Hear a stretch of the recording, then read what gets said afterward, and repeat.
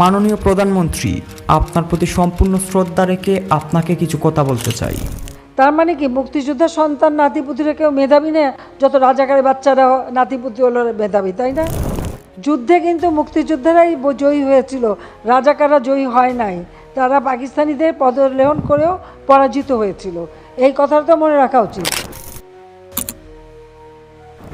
আপনার এই কথা থেকে স্পষ্ট বোঝা যাচ্ছে যে আপনি বলতে চাচ্ছেন যে যারা মুক্তিযুদ্ধে অংশগ্রহণ করেননি তারা প্রত্যেকেই রাজাকার বা রাজাকার ছিলেন।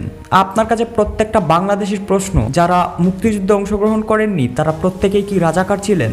তারা প্রত্যেকেই কি দেশদ্রোহী ছিলেন? যদি প্রত্যেকেই রাজাকারই হয় তাহলে আপনার কথাটা একদম ঠিক।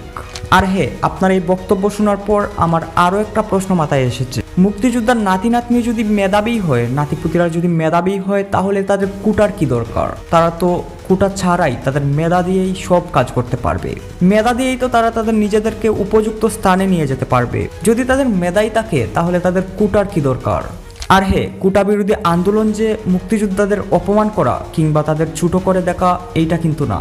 তাদের প্রতি আমাদের প্রত্যেকের শ্রদ্ধা এবং ভালোবাসা আছে, এইটা প্রত্যেকের বোঝা উচিত।